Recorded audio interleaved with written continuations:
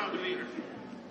I used to study and teach history. I spent a little bit of time in I know of no example in American history of a moment where the leader and the American people came together as fast as they have in the last year with Donald Trump.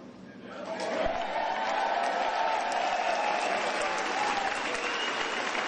watched all these Washingtonians who just can't get it. I mean, they literally can't get it. So they write, Hillary Clinton spent X millions of dollars last month on advertising and Donald Trump spent zero. Well, that's because he's willing to meet with the news media. He's willing to come out and give these speeches. He's available on Twitter. And they don't get it. Donald Trump, think about this. Hillary Clinton has been active in politics since she was a Goldwater girl in 1964. Now, for those of you who were born since 1964, it gives you some idea she has been in politics her entire lifetime. Donald Trump has been in politics now for slightly over 12 months. It's unbelievable. I've never seen anybody come out of nowhere.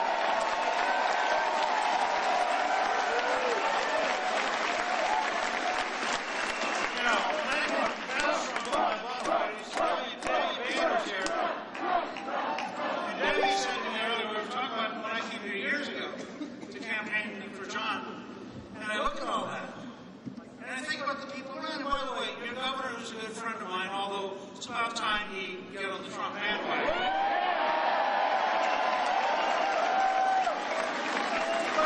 But your governor was a candidate.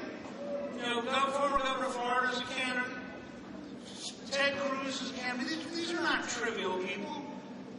Ted Cruz was a national debate champion at Princeton, a Harvard Law graduate, clerk for the U.S. Supreme Court, was the Attorney General of Texas, is a U.S. Senator. He's a serious guy. There's no problem.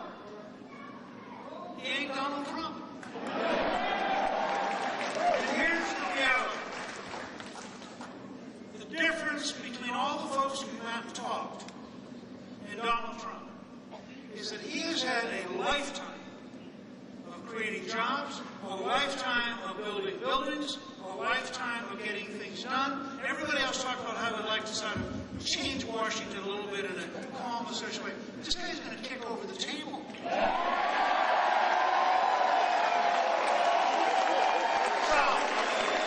I want you to give a great Ohio welcome to the next President of the United States, Donald Trump.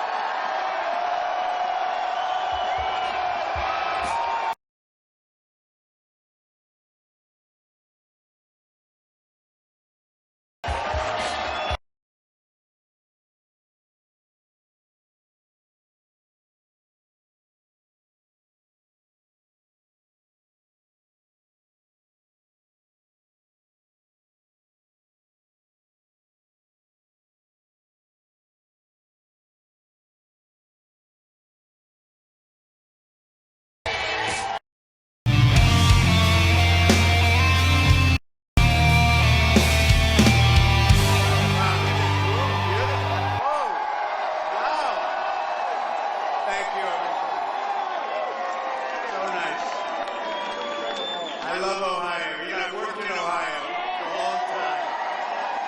Right down the road, Swiftland Village, great place. I came here with my father. We bought it, we fixed it, we made it beautiful, we sold it, made a lot of money. Then, after we left, it went down the tubes, but that can happen. It went down the tubes, but we did great. And it was one of my early real estate deals, and it gave me a lot of confidence. So I can say that Cincinnati and Ohio gave me a lot of confidence in who I am. I will say he endorsed me, and he's been terrific, but Rob Portman has really been good to me, and I appreciate it. And the senator's got a run against Ted Strickland, who has not done a good job for Ohio. I will say that. He has not done a good job for Ohio, so you're going to do what you have to do come November. And as far as Donald Trump is concerned, I'm going to be back here many, many, many times. going to be back here so much. You're going to be so sick of me. Please, please, please, don't let it come back anymore. No, we're going to have a good time, and we're in Ohio. We're doing really well right now. We haven't started. And you know, they were saying about this, I financed my primary campaigns, you know that, over $50 million. My own money. I don't know. So far we're doing well, though, right? Have I been a good messenger? We have a movement. You know what Newt said is, we really have a movement going. This is a movement like people have never seen before. This was set up recently. Look at this place. And by the way, just so you understand, I say this for the press, not for you, because you don't have to care. But we have a 2,000-room overflow over here or over there. So, ignore that camera. So the people in the overflow room, I love you just as much as these people. They just are better at real estate, right? And we have thousands of people outside trying to get in. And what I'm going to do is when we're finished here, we're going to come over and say hello to the people in the overflow room, right? Yeah. So we'll come over. We'll come over and see you for a little while. We have all the time we want. We're going to do this the right way, and we have all the time we want. But I appreciate all of you, all of the overflow, and all of the people. We put speakers outside for the people outside. We have tremendous crowds, no matter where we go, and it really is. It's a movement. No matter where we go, we have crowds like nobody's ever seen before. The biggest crowds. Thank you, too, guys. Thank you. And I just heard the news, because it just happened, as you know, with the Attorney General of the United States saying, no problem. No problem. No problem. You know, I wrote out a couple of things about Hillary, crooked. She made so many false statements. Is she going to be brought before Congress or something? Is something going to happen? Is something going to happen? Because it's a disgrace. Hillary Clinton claimed that the reason for her illegal use of a private, insecure email, right? She claimed this was that it was more convenient to use just one device. The fact is, the FBI director said Hillary used several different servers, even though she said it was one, and numerous mobile devices to send and read emails. In other words, Hillary's secret email server existed for the reason we all know, to keep her emails from ever being read by the public, had nothing to do with just wanting to use one device. Okay? We understand that. But that's not what she said. She said something very different under oath. She said something very different to everybody. Now, by the way, and how about the 33,000 emails that were wiped out? 33,000! How can you use 33,000 emails and it was wiped out? In a testimony to Congress, Hillary Clinton said she turned over all of her related emails, right? She said that. I saw that. The FBI director said Hillary failed to turn over several thousand work-related emails, including emails that were classified. Right? Rigged system bugs. Remember, I used to say, I'm the one that brought that word up.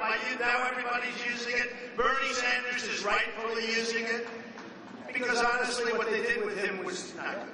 Not good.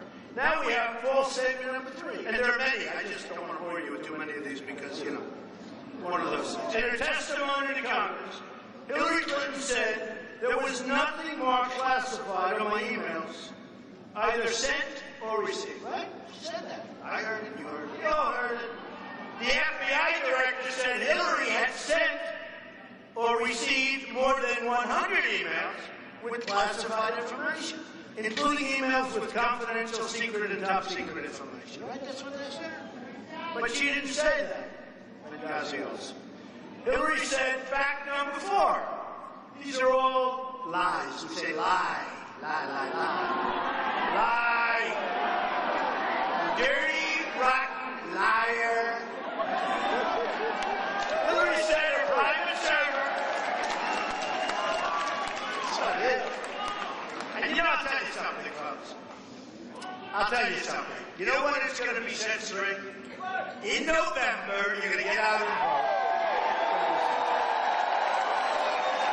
Because when you look at terrorism, when you look at her decisions, when you look at the fact that she has got such bad decision-making ability, when you look at what's gone on during Obama's years, look at what's going on with radical Islamic terrorism. We have a president and her, except that I sort of shamed her into it, okay? Just like I shamed her into not approving TPP, but if she ever wants, she'd approve that so fast, and that will do to you worse than what NAFTA did to you, okay? But she has got bad judgment. And you know who said that? Bernie Sanders. That Hillary Clinton has bad judgment. And number one, it's illegal what she did here. But it's also bad judgment. What'd she do it for? She knows why. Most of the people here know why. False statement number 4. Hillary said her private server was secure, with numerous safeguards. They had no security breaches. No security breaches. Now they're saying everybody. Does anybody have her information? You know what's interesting? I've always heard that once an email gets sent, it's always out. You can really never wipe it out. I don't think anybody's looked too hard. Because when you wipe out 30,000 emails, I hear 33,000 actually. I hear two numbers, 30 and 33, pick your choice. What difference? When you wipe out 30,000 emails, 30,000. Now, I've always heard that if you, are in litigation and everything else, there's no way of really expunging those emails. You can't get rid of them. They're always with you if you have the right people looking. There are probably a couple of super geniuses in this room that probably would know exactly how to find those 30,000 emails. I don't think they look too hard. Does that make sense to anybody? I've always heard you can find. You just can't get rid of them. Okay. The FBI director said it is possible that hostile actors gained access to Hillary's personal email account and said she used a secure, and think of this, she used her insecure email account and the email while traveling abroad in territory of sophisticated, and these are highly sophisticated adversaries, right? The FBI director also said hackers successfully breached the email accounts of Hillary's friends. Okay? They breached it. They're friends. Some friends. Our enemies likely have a blackmail file on her, which actually should disqualify her for even running for office.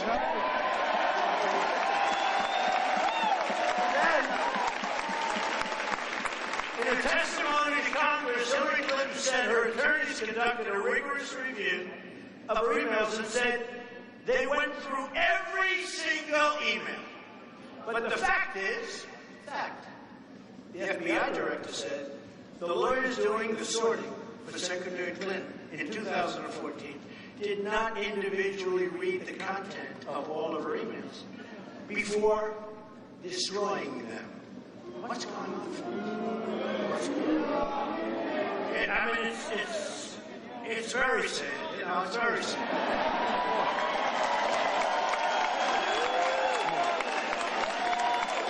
It's more, but you know, we have a crooked system, we have a rigged system, we have a dishonest press.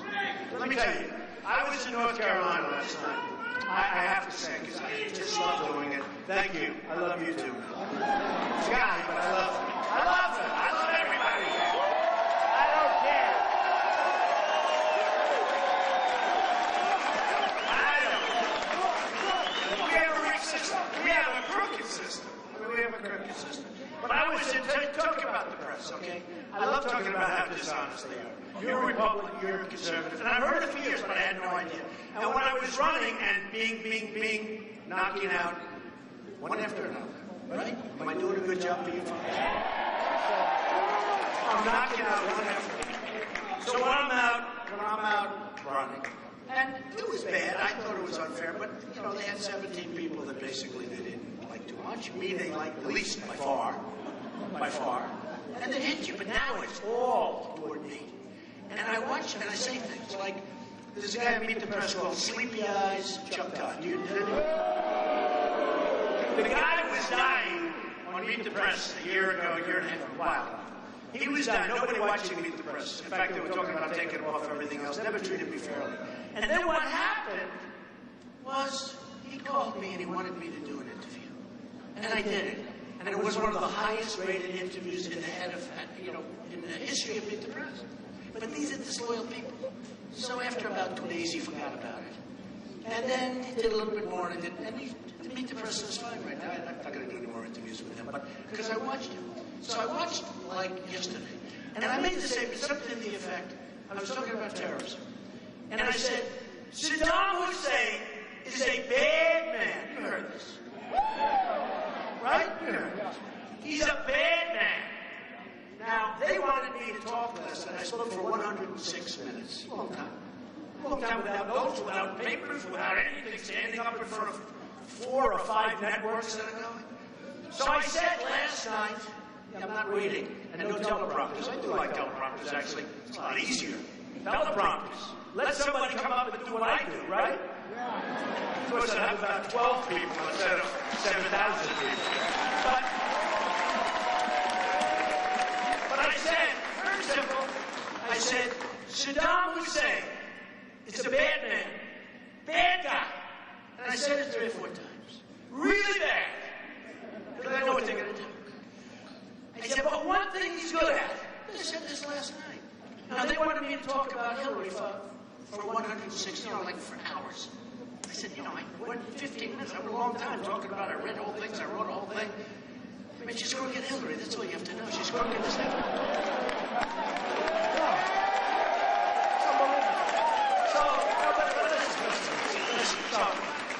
So after a while, we want to talk about terrorism, right? Because we'll beat Hillary. If we beat Hillary, what difference does it make? As she would say, what difference does it make? What difference does it make? Makes a big difference. What difference does it make? Remember the famous statement, green dress? Okay. So, we dress.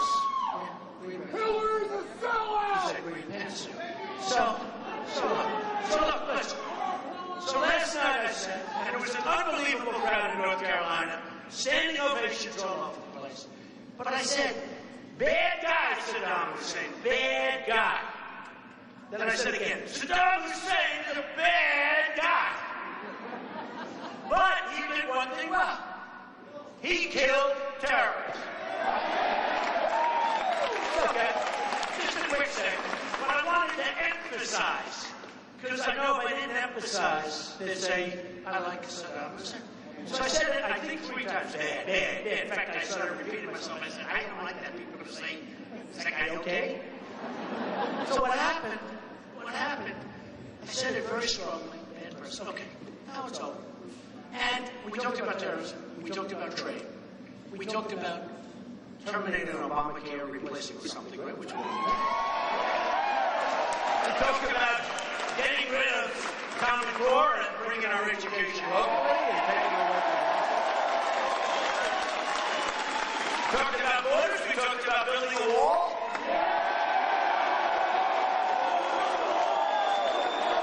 We talked about our depleted military.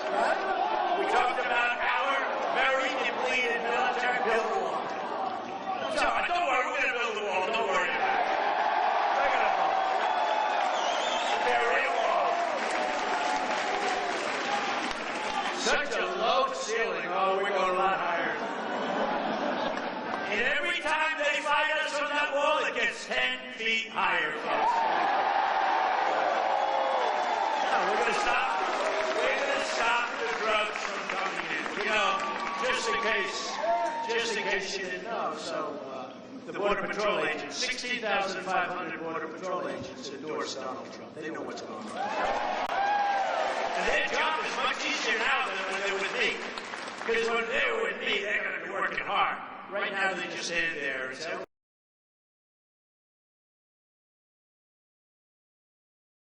going through, hello.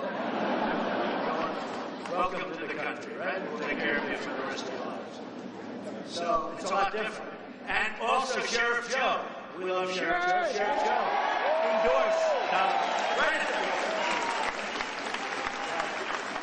So, we have a situation, right, where we go on, and we continue to go on, and we continue to make speeches, and we continue to waste time, because the politicians aren't listening, right? They're not listening. But I made a speech And this speech last night was good. And what happened? I wake up in the morning, and you had to see this crowd. This crowd was unbelievable, the energy. But all the crowds are in. I wake up, I turn on the television. Donald Trump loves Saddam Hussein. He loves Saddam Hussein. And I was just asked a question by the Cincinnati Enquirer inside. Mr. Trump, is it true that you love Saddam Hussein? I said, that's not what I said. That's not what I said. So that's the narrative that goes around. I actually put a press release out. And now the people that saw it say that was great, but they are liars. These are bad liars. And what I did say is that he was good at one thing. He was really good at killing terrorists. He didn't wait around. You think they gave the terrorist trials that lasted 18 years? And then after 18 years, if they had the right lawyer, they erect a statue in honor of the terrorists, right? Not with Trump. So I said, bad guy, really bad guy, but he was good at one thing, he killed terrorists.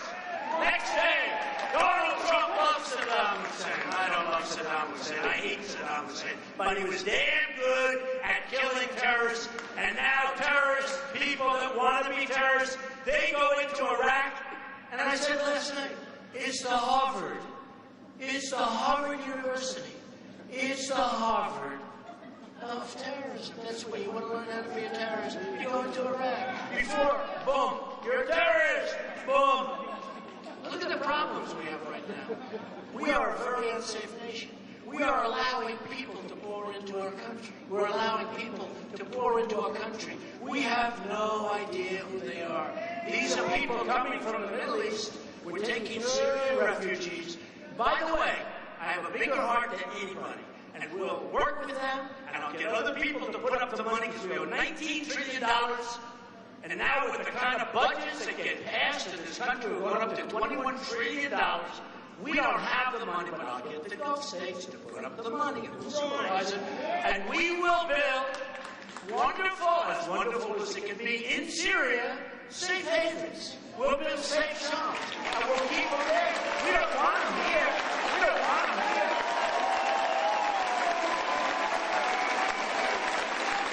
They're moving people into Ohio that you people don't even know about. They're moving people into Ohio that very well is going to be one of the great Trojan horses of all time. They're moving people into Ohio like nobody's ever seen and everything. And you don't know, and your government officials don't know, and nobody knows what the hell is happening to our country. And we have a president that won't issue the words radical Islamic terrorism, and it's a real problem. It's a real problem. And if you don't say what the problem is, you're never going to solve the problem, right? So I watch these media people, very dishonest people, and I watch that. And then I also watched, so I get these standing ovations. It was on all three. I think it was on Fox Live. And Fox was actually very nice to me, I must say. But it was on Fox Live. It was on CNN Live. CNN's terrible to me. No, they're dishonest. I mean, you ever see it where they'll have like 7 people? And I'll have Jeffrey Lord. I love Jeffrey Lord. But I don't watch it anymore because, you know, in life, when you don't like something, when something's unpleasant, don't watch it. It turns something else, okay? That's what I do. People don't believe it. I don't watch it anymore. When people treat you unfairly, just turn your back and go someplace else. Or knock them on their ass.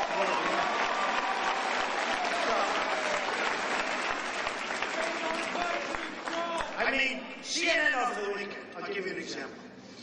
So one of my guys, who's married to a Jewish woman, this is a very fine person, Dan Scavino. He put out a tweet talking about crooked Hillary Clinton. And on the tweet was a star. It's a star. Like a star.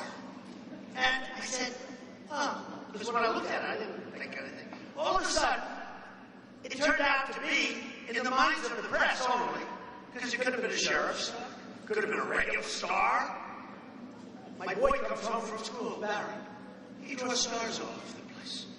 I I never said, oh, that's the Star of David, Baron. Don't. So, it's a star. Have you all seen this? It's a star. And actually, it's like a sheriff's star, but I don't know. And behind it, they had money. Oh, but there's money behind it. So actually, they're racially profiling. They're profiling. Because why are they bringing this up? Why do they bring it up? Because, so anyway. So Dan is a wonderful guy, a really good guy. I didn't get angry at him. I said, Dan, it's a star. Don't worry about it.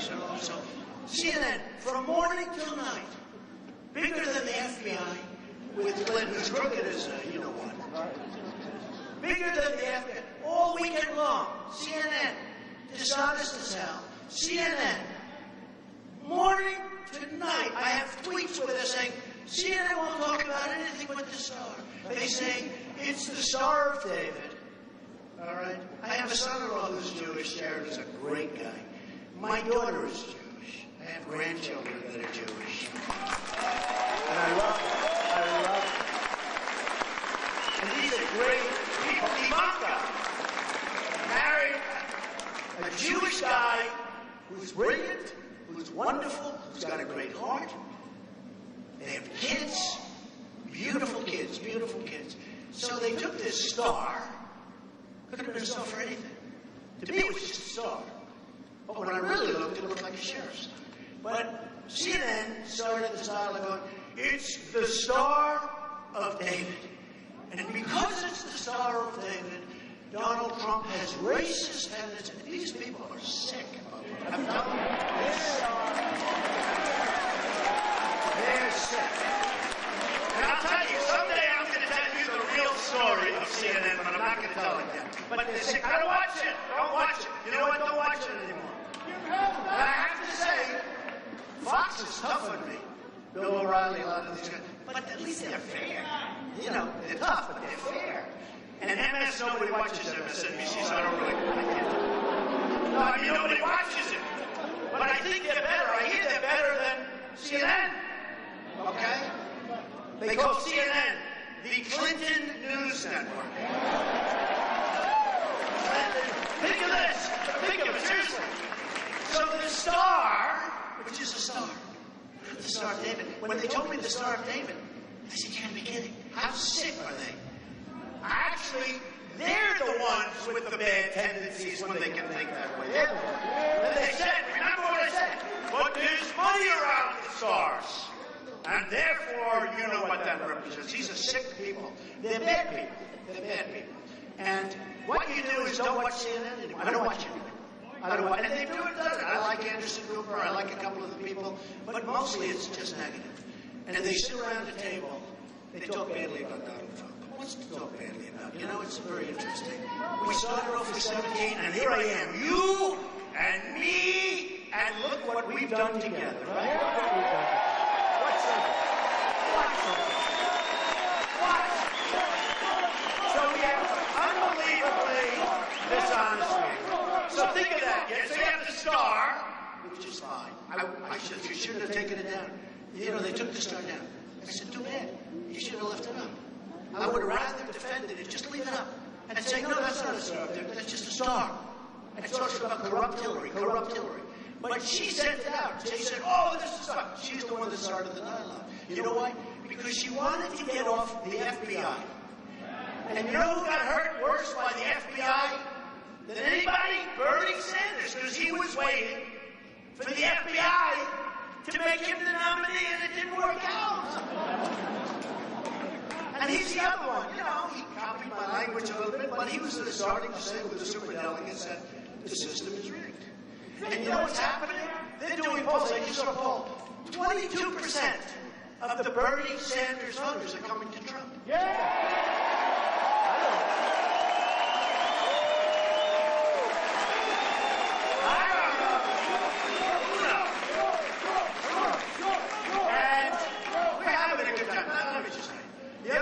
Criticized last night. I thought it was really one of the better speeches. You know, hey, do I give a good speech? But I thought it was one of the better speeches. The place was packed. You know, they never show how many people. By the way, can you imagine if I ever had an empty place? It'd be the biggest story in the history of the news business. The place was packed, right? Everybody was having a great time, considering the subject is no good, because the subject is about our country, and our country's in trouble. Between the debt, between the joblessness, and let me tell you, with the phony 5% numbers that you hear about unemployment, it's a phony number. It's a phony number. It's a number that when somebody looks for a job, and I don't want to have you raise your hand because you may be embarrassed. I'd be a little embarrassed. Somebody looks for a job, and they give up, and they're great people. They're unbelievable. They've worked all their lives. They can't find a job, right? And they give up. Now they're considered statistically employed. So we show this phony number. And on that I don't blame Obama so much, because frankly this was to make presidents look good and make politicians look good, which is not an easy thing to do. Okay? Because they want to show, oh, how wonderful the economy. So just as I was getting off the plane today, we announced trade deficit numbers for the month, which were like almost record-setting. We have trade deficits that are worse than ever before. All I've done for years is talk about trade deficit, trade. I used to talk about Japan. Now I talk more about China, but it's still Japan. It's everybody. It's everybody. We don't make good deals with anybody. But last night I was talking about trade because I love it. It's my favorite subject. That and strengthening our military and taking care of our vets. They're my favorite subjects. They're my favorite subjects.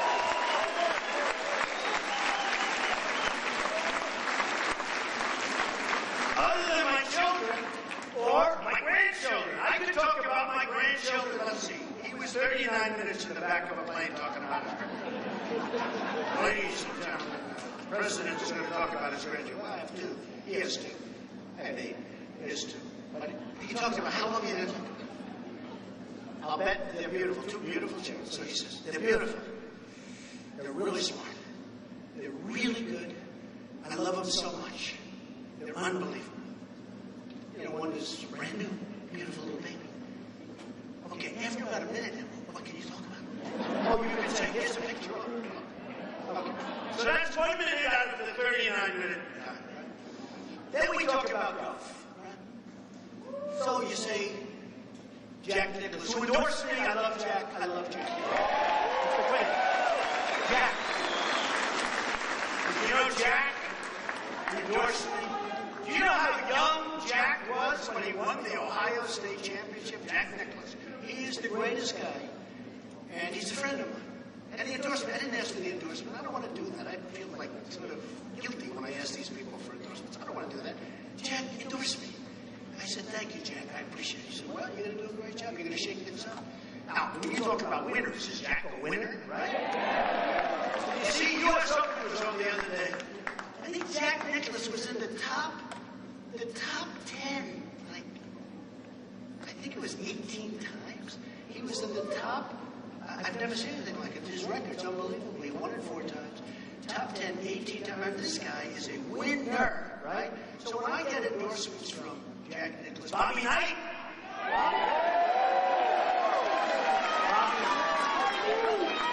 Bobby will be singing at the convention. We have so many people, we have such a great convention plan.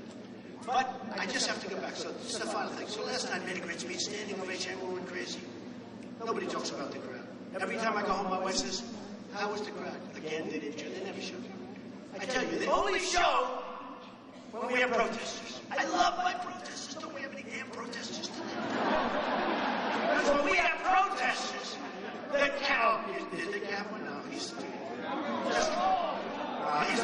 friend or foe, friend or foe. He's friend. Okay. But I love my protesters because the cameras spin around in angles and you wouldn't believe it. They do somersaults around, they look like a sausage. Because I went, my first 2 speeches, I had no protesters. And every time I went home, big crowds. And every time I went home, I said, did you see the size of the crowd? No, I didn't. Now, you can hear the size. Like last night, you heard the size, right? Many, many more than the president and Hillary got. But, so people would say, I hear it. You know, they hear that bird, you know, that sort of humming. So like, ooh. That's not like from 12 people. But we have this tournament. So what happens is, last night, we had a great evening in North Carolina. We're going to win North Carolina. We're doing great there. We're going to win Ohio. We're doing great here. By the way, the section I just left last week, wonderful congressman and his wife, I said to him, I won't use that. I don't want to embarrass anybody, but I said, did you endorse me? He said, even if I don't like you, I would endorse you. You know why, Mr. Trump? You have a 29-point lead in this section of Ohio. 29 points. I said, you're right, you have to endorse me. We're going to take care of our miners. We're going to take care of our steel workers. Hillary's not. She's going to put you out of business because if she ever won, she would sign TPP, which will make NAFTA, which was signed by her husband, which is the worst, in my opinion, the worst trade deal in the history of this country, and it's not even close, signed by Bill Clinton. And he didn't suffer from it. It was everybody that followed him that suffered from it. Where your jobs are moving, I look at your jobs where they're moving down to Mexico, right? They're moving to Mexico, one after another. They're moving to Mexico. China's coming and dumping the steel, making it impossible for your steel plants. They're devaluing their currencies. We do nothing about it. Folks, I'm going to do so much about it. It's going to be so easy. It's going to be so easy. So last night, and then I wake up and I hear, number one, I love Saddam Hussein. I hate Saddam Hussein. But I love Saddam Hussein according to the press because they're dishonest as hell. They heard what I said. And number two, and they said it very, very strongly. They said, you should have spoken about Hillary Clinton. And I wrote out like 4 pages that I wrote out. And I read it, point by point by point. And after a long time, I don't know, many, many minutes, you know, I got thousands of people. And this real stupid guy jumped on me. I won't use his name. I refuse to use his name. I refuse to call him Sleepy Eyes. I'm not going to call him Sleepy Eyes. But he's talking about he had an opportunity to hit Hillary Clinton. Did you see what I did to her last night? I just went, am I correct? I mean, it got to a point. I was hitting her so hard. The problem is I'm a professional. And I'm hitting her so hard. And I know it doesn't mean anything because the system is rigged and it's fixed and it's broken. So I'm doing it. And I'm doing it because I feel I have to do it. And it's sort of boring to do it, to be honest with you. So I didn't want to, and I wanted to get on to the military and the vets. I wanted to get onto these other subjects. I wanted to get onto terror. Okay? Because we are going to experience things that you won't even believe, folks. Watch predictions. Lots of predictions, right? And I wanted to get onto terror. And one of the reasons the women are liking me a lot lately is because... Thank you. Thank you! Thank you! Because they feel I'm going to keep our country safe.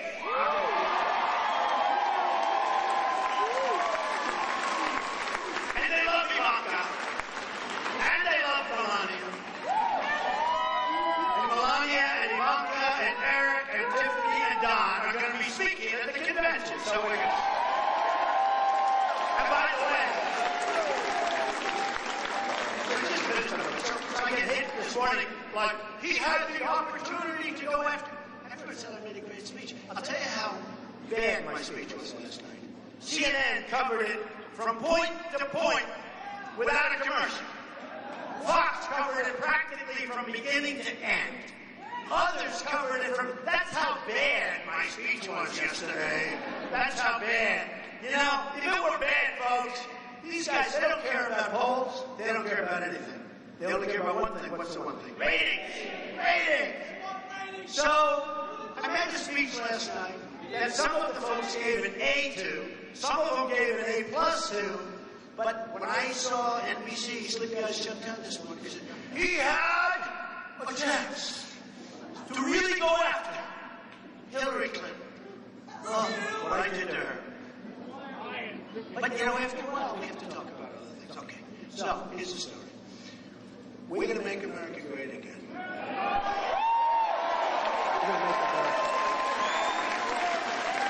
We're going to take our country back. For everybody, not for us. Not for this room. Not for this room, not for the overflow room. Not for the people outside. We're going to take our country back for everyone. We're going to take it back for African American youth who have a 59% unemployment, by the way.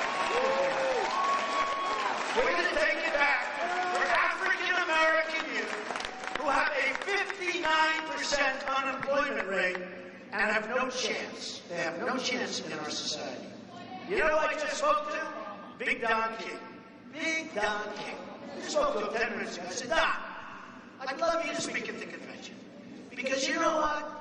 You beat the system. And he's a friend of mine. Big Don, greatest boxing promoter of all time. In fact, somebody said that Mike Tyson endorsed me, as you know. And Don King endorsed me. You know what Don King did? He owns a newspaper. He endorsed Donald Trump for president, Bernie Sanders for vice president. How do you like it? He put a big ad in the paper. This paper. He wants Bernie Sanders for vice president. Big Don King. So...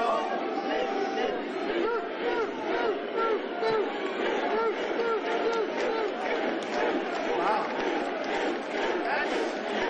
I like that too. We like to. And I'll tell you what. Newt has been my friend for a long time. And I'm not saying anything, and I'm not telling even Newt anything, but I can tell you, in one form or another, Newt Gingrich is going to be involved with our government. That I can tell you. Okay? He's going to be. He's smart. He's tough. He gets it. And he says I'm the biggest thing he's ever seen in the history of politics. Now, Newt's going to be involved if I get approval from his wife. That may be tough, but that's okay. And you know, I have somebody else very special. So I have wonderful children. And, you know, I'm lucky. They were smart. They were born smart. Okay? They were smart. God was good. And they went to great schools. And they did well. And they're in business and they do well. And they feel so strongly about what I'm doing. They don't even like it in terms of doing it themselves. They love what they're doing. And my one boy is here, Eric Trump.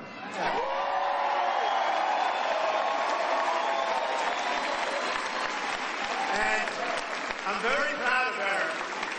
He's done a great job with the real estate business. Now I throw him into this political business. I don't know. He's doing a damn good job, but he loves the real estate. And you know what I did? Let me tell you a little story. I love this. I love this crowd. Isn't it nice when you don't read from the speech? Thank you very much for being here. Boy, Hillary with the teleprompters every single time. And whether you go north and south or east and west, Donald Trump is a bad person. Donald Trump made a lot of money in Atlantic City, but he hurt the little people. She calls it the little people. He hurt the little people. He made a lot of money. And government, what they did, I'll tell you. Did you see that sham? I left 7 years ago. But she goes to this, and then after a little while, you ever notice after about 12 minutes people start leaving? We can't do that. The best part is, let me tell you. So I go to Scotland, and I know I'm going to get killed when I go to Scotland because the press is so dishonest.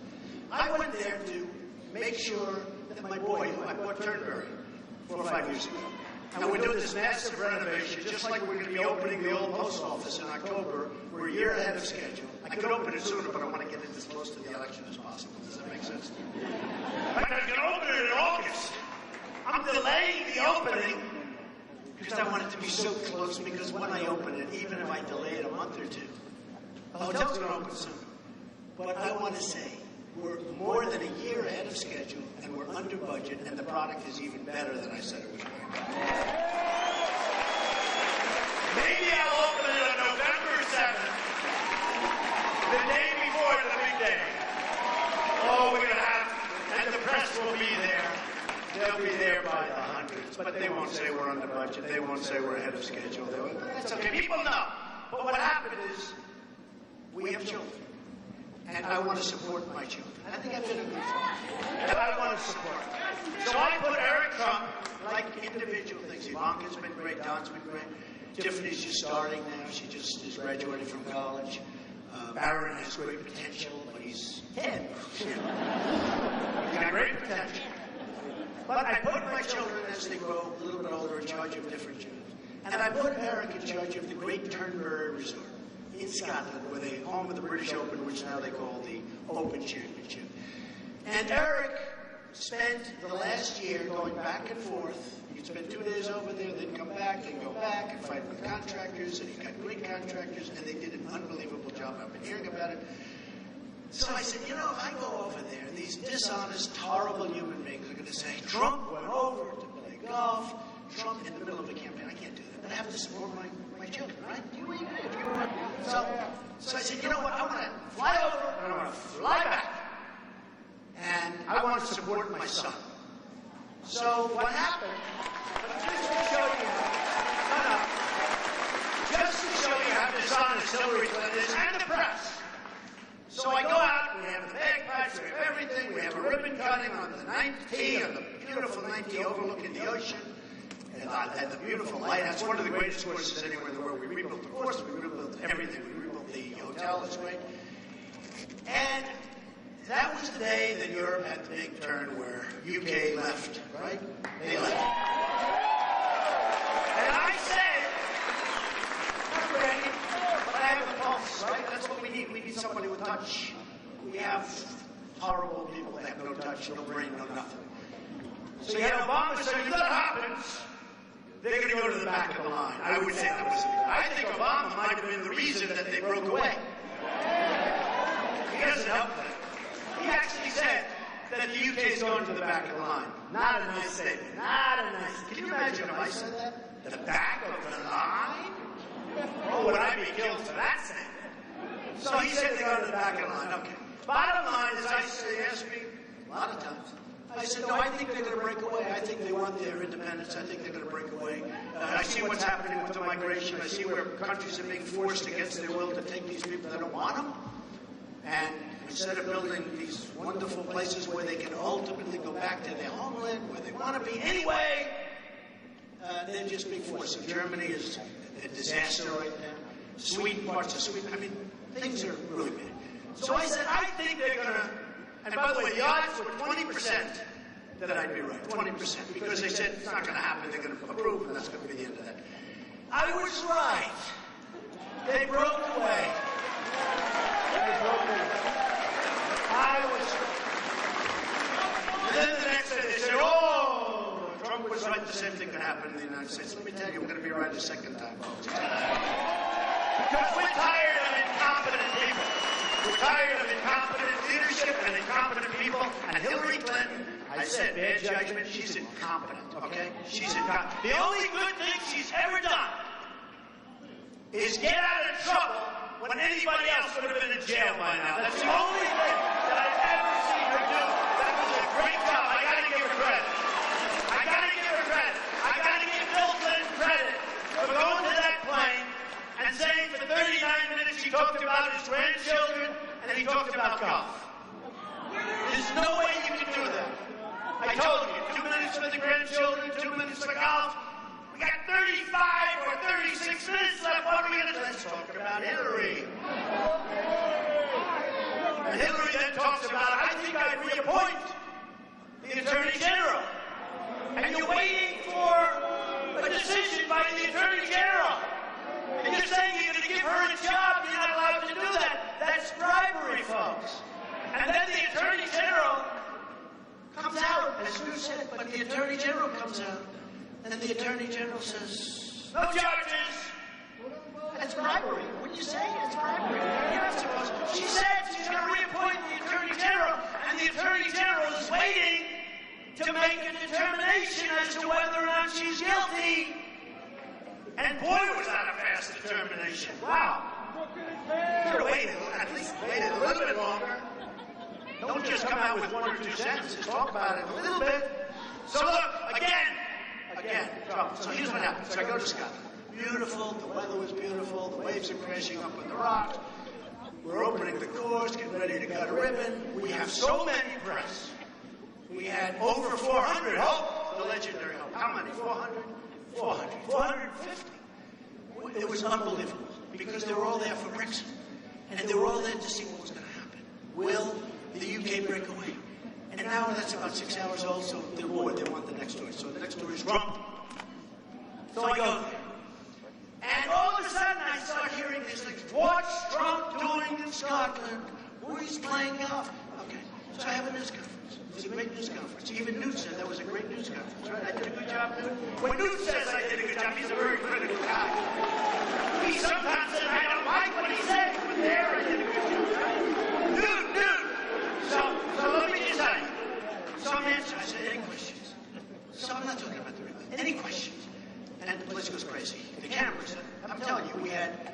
as big a group of media as you've ever seen. They all drove up, from London, different places. Everybody just converged on Turnberry. So I'm taking questions. One of the questions was, Mr. Trump, if the pound goes down, how will Turnberry do? So I say, I didn't bring this up. I said, look, here's what happens. If the pound goes down, Turnberry will do very well, because a lot of people are going to travel to the UK, they'll come to Scotland. Turnberry's going to do very well if the pound goes down. Okay, period. That's it. I answered the question. Next day, it's in an ad by crooked Hillary Clinton, and I'm all over the place. But they don't show the question. Here's the thing. They sort of, did you hear Donald Trump? All he talked about was his resort. And they show me. They don't show the question. If the pound goes down, Turnberry's going to do very well. Okay? Then, they gave me golf. I said, I don't want to touch it. I don't want to touch golf. I don't want to, I'm leaving. I inspected the hotel. I inspected the course. I said, Eric Trump, you did a great job. I'm getting the hell out of here now. Because I want to be back campaigning. I want to get out. Congratulations. My boy, I love you. Come on, Eric Trump. I love you, my boy. I love you. I said, that's my 6'6" boy. He's always going to be my boy, right? So I said, Eric, I'm out of here. I'm going. I'm leaving. I got to go. But they said, Mr. Trump, would you like to hit the first ball? No, I don't want to touch your club. Because I know, if I touch your club, these horrible, horrible human beings, plus the Hillary Clinton 1,000-people staff that she has, right, will come up with a clip of me holding the gun. So I don't want to touch it. So we cut the ribbon. I inspected the property. I'm very proud of the job he did. Unbelievable job. And I went around and I got out of there. I was in Scotland one night. That's not easy. It's a long trip, right? I was there one night and I was out of there. So here's what happens. The next day, the news comes out. Donald Trump, who went to Scotland in the middle of the campaign to play golf. But here's much worse. They took my statement of the pound. If the pound goes down, Turnberry is going to do great. They don't know I'm answering that question. So everyone thinks I'm bragging, and I want the pound to go down. Okay. But here's the worst. So that crooked, disgusting group that works for Hillary Clinton. Now remember, I never touched the club. They showed me hitting a ball. Donald Trump playing golf in Scotland during the, troubles and everything else of the world. And they put it in an ad. But the picture was from 2 years before at a different course. The only good thing, now it's true. And they said playing golf at Turnberry, so 2 good things happened out of it. Number one, the head of Turnberry called me up and said, sir, did you take an ad because we're being swamped with business? I said, that's good, right? That's good. And the other thing is the swing looked good. They didn't put one of my bad swings. I have that. The swing actually looked good. So, Hillary, thank you very much. But you know what? How dishonest is that? So they showed me playing golf at Turnberry, and I didn't play golf. It was 2 years. The picture was 2 years old. Or more. In fact, it was more. You know how I can tell it was more? I was even thinner. I said, man, I like that. Actually, I never went too well because I love the swing and I looked thin. Well, relatively thin. Okay. But I just want to say, this young guy, my daughter, my other son, Don, my wife who puts up with a lot with all of that we're going on. I mean, this is big stuff. This is big stuff. But my family has been so, my sister, who's incredible, my sister, who's a federal judge, Board of Appeals, my other sister, Elizabeth, my brother, Robert, who's a great guy. I have one brother who passed away, but I have great children. Tiffany has been so amazing. My kids, my family have been so unbelievable, and this is not easy for them. They go out. Mostly people love it, but some people don't. You know, the one thing that's interesting, and I told this to Eric on the plane, my wife said, when you go out, everybody loved you. Now most people love you, but there's people that don't. You never had those people before. I said, we have to make America great again. And ultimately, hopefully, my biggest dream is to have those people love me too. Not because of me, but because we're going to do such a great job. So, I'll introduce Eric Trump. Eric Trump did an unbelievable job. He's doing an unbelievable job. And he was pushed into the world of politics, not because he wanted it, but because I said, good luck on television tonight. You're doing the show. So, Eric Trump, everybody.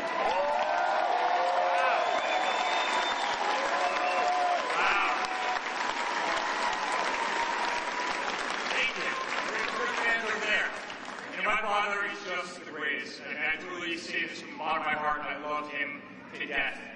As a family, we love him, and thank you for loving him. As a family, we are so proud of him. You know, he is going to win this. We are going to win this. He is going to make America great again. We are going to beat crooked Hillary Clinton. There's no question about it. We're going to bring this country back. So thank you guys so much for all the support from our entire family. Thank you. We love you all.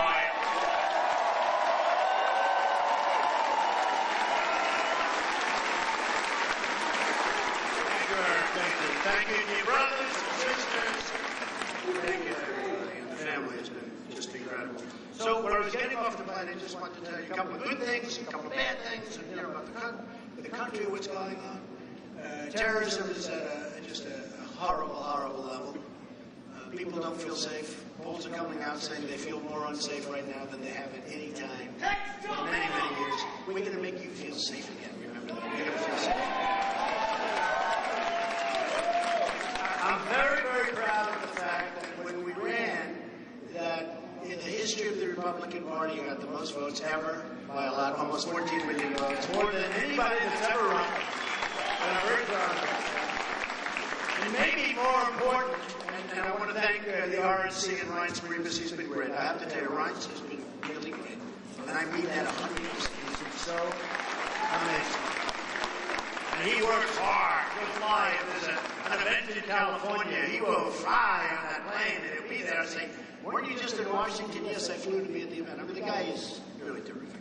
But it was just announced that the Republicans, in terms of the primary voters, final count, 62% up from 4 years ago. It's unheard of. That's unheard of. That is unheard of. Did you know that, dude? That is an unheard of number. The Democrats, there was a mosquito. I don't want mosquitoes around me. I don't like mosquitoes. I don't like those mosquitoes. I never did. Okay, speaking of mosquitoes. Hello, Hillary. How are you doing? So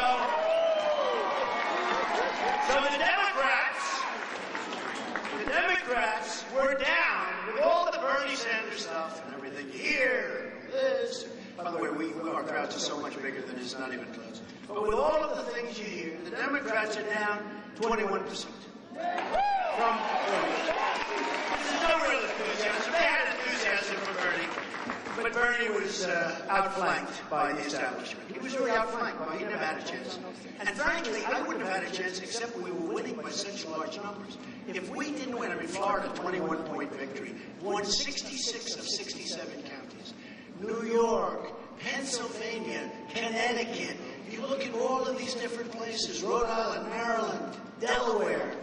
We had a group where we won every single county in every single state. In California, I got 78% of the vote, and there were still lots of names on there. And you know, when you have the largest number of votes in the history of the Republican Party, and we had 17 people running, folks. That's a big difference as opposed to 2 or 3 or 4.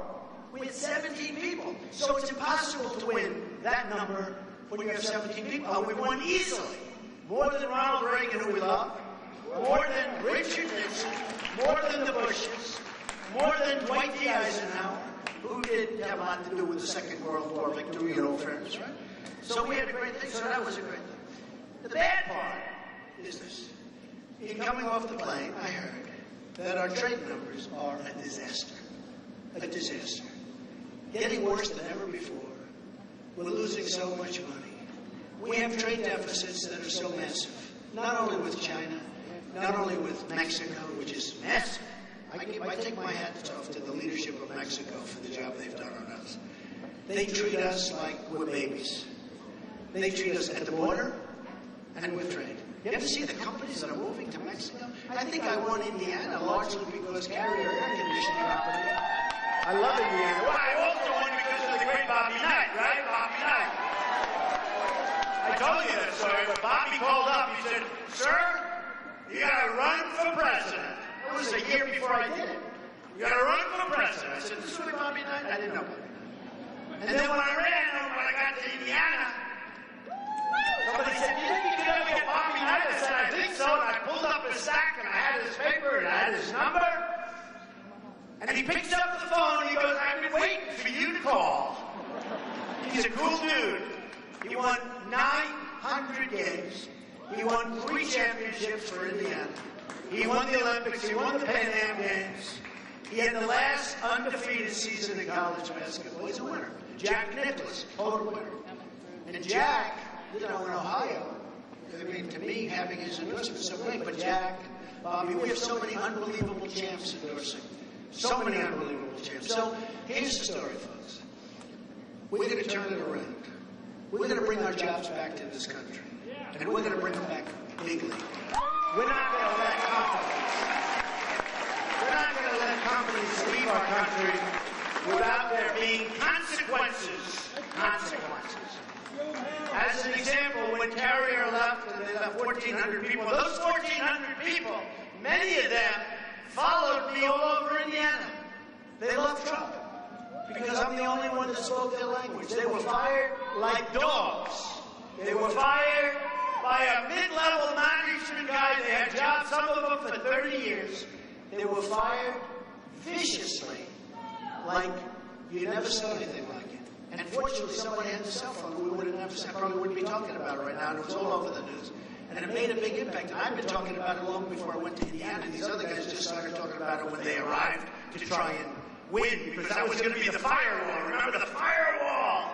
Trump is going to win New York. But Trump is going to win also Pennsylvania and these other states. Connecticut. We're doing great in Connecticut, too, by the way. But Trump's going to win all these states we agree, but when we get to Indiana, that's the firewall. Trump's not going to win the firewall.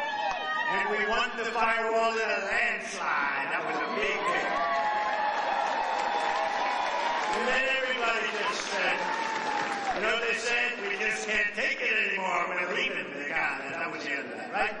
But we've had an amazing period of time. But what I would have told Carrier Air Conditioning, and I would have get there in time, maybe they're still, I would have said, enjoy your plant. Hot weather. Pretty hot up here right now, by the way, too.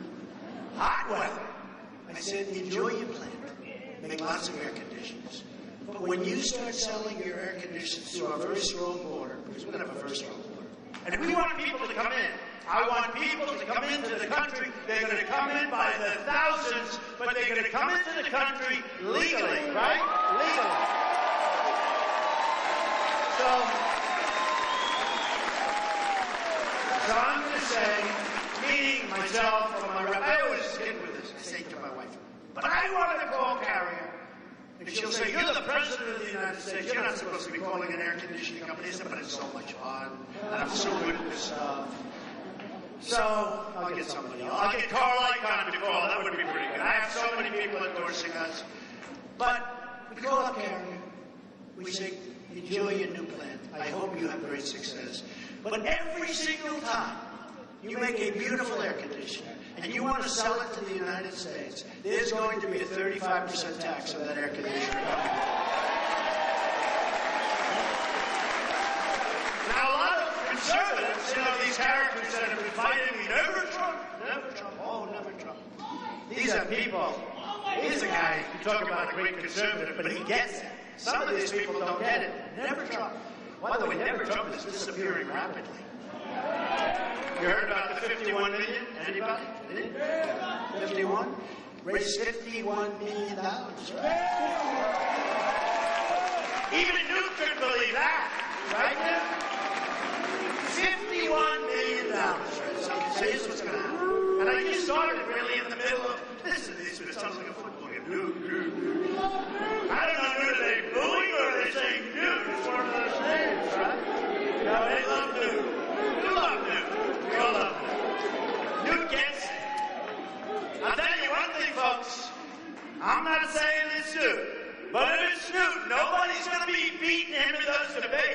for sure.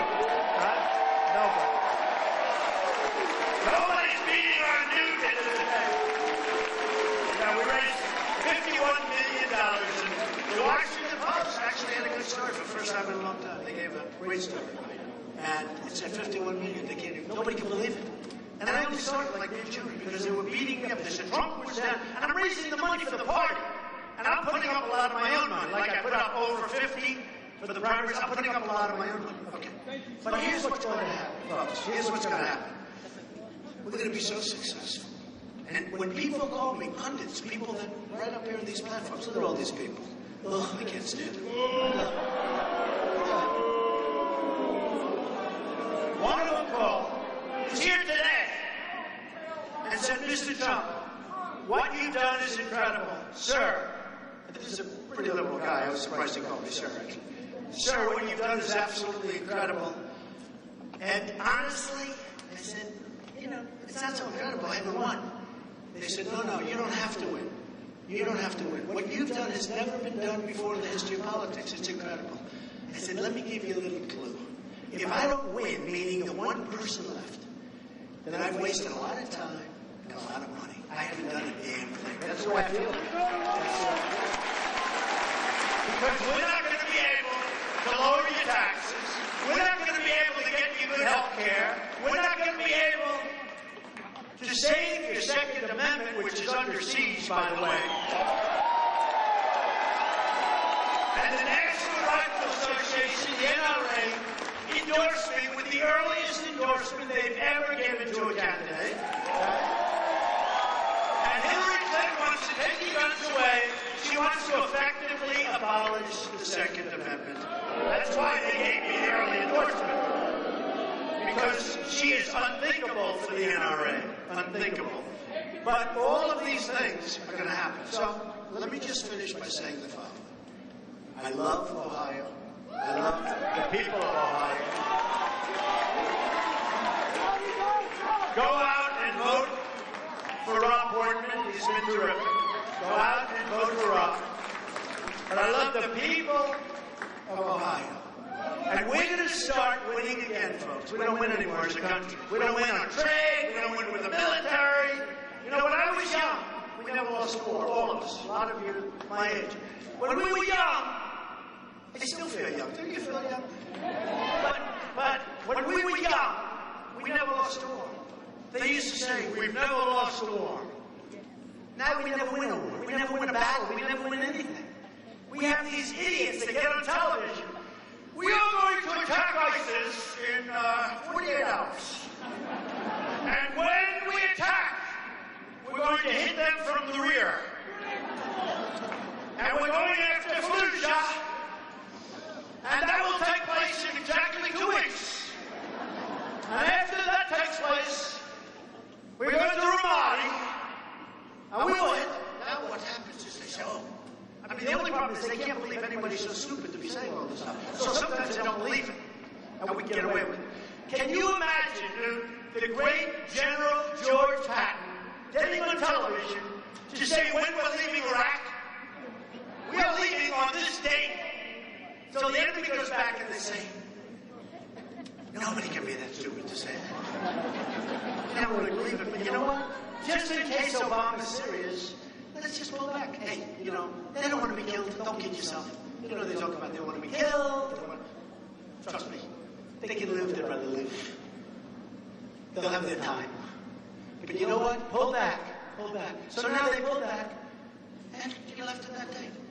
You didn't leave anybody behind. I didn't want to go into Iraq from the beginning. I said you're going to destabilize the Middle East. But once you go in, the way he got out was unbelievable. Draws the line in the sand. The line in the sand is a violation. The line in the sand doesn't mean anything. Nothing means anything. We have a president who's terrible. We have a president who's right now, what he wants to do is, all he wants to do is campaign. He wants to, it's fun campaigning. It's a good time campaigning. I want a president that's going to be focusing on knocking the hell out of ISIS. I want a president that's going to focus on making great trade deals so that China and us, we don't have a $505 billion a year trade deficit. I want a president that's going to create strong borders. I want a president that's going to keep criminals out of our country, people that kill us, people that are going around shooting people in the back. Jamil Shaw, great friend of mine, Jamil, shot in the face by a person that shouldn't be in this country. Kate, San Francisco, shot in the back by somebody that was thrown out of the country 5 times and probably got forced back in. We're going to have a safe country again, folks, and we're going to start winning again. We're going to win, and we're going to win so much, and I'm telling you, and I have fun saying this, but there's nothing fun about it because of what's going on. But we're going to win so much that the people of Ohio are going to call your representatives.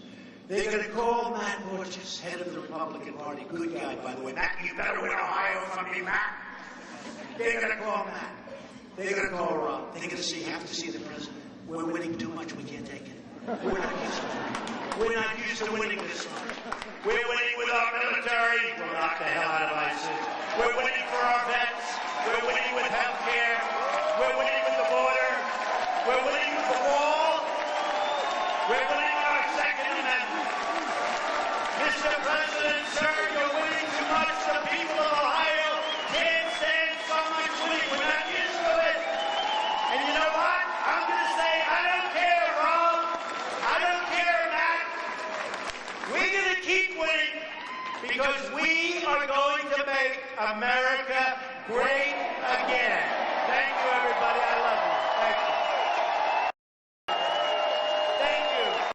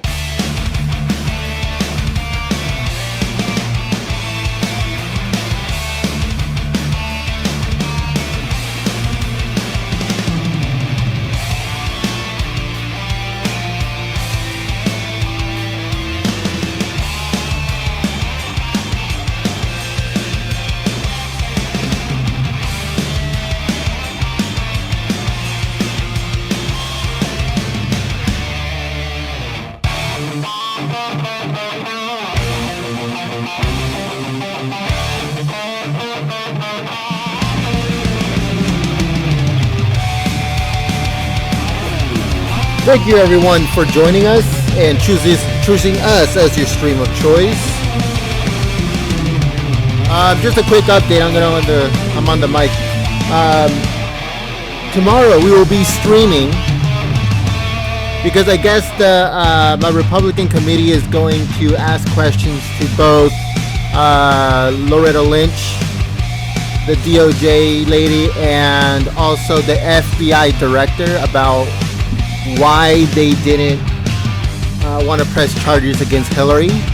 I haven't confirmed at what time that's going to happen, but we will be streaming it.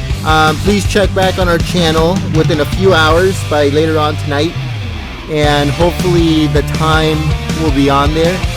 So like I said, I'm still looking for it. If anybody knows a time or a link where I can get that time when that's going to happen, let me know, please. Thank you very much. Thank you to all my moderators for keeping the chat clean, awesome, and enjoyable for everyone. I hope to see you tomorrow. Any new streams that will be coming up will be on our channel, the time, the dates, and the locations. So always check back. Hit us, hook us up with a like. Follow us on Twitter and like us on Facebook. Thank you very much. Have a good rest of your day. Right now it's just open chat. If you want to post links, it's fine. I'll turn Nightbot off so nobody will get timed out for 5 seconds. Okay? Thank you very much.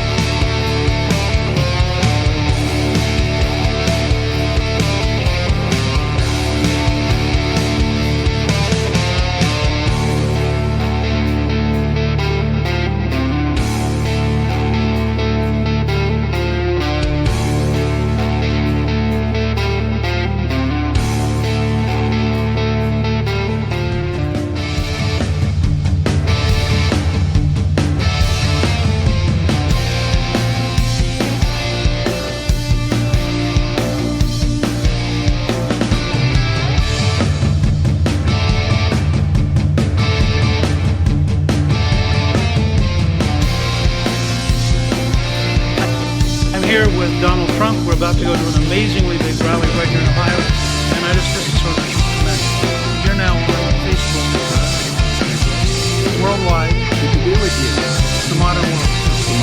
And we're going to create lots of jobs. So if you go to your television, you're about to see live a pretty terrific event right here in Cincinnati. And I'm glad to be here with Donald Trump. I'm here with Donald Trump. We're about to go to an amazingly big rally right here in Ohio.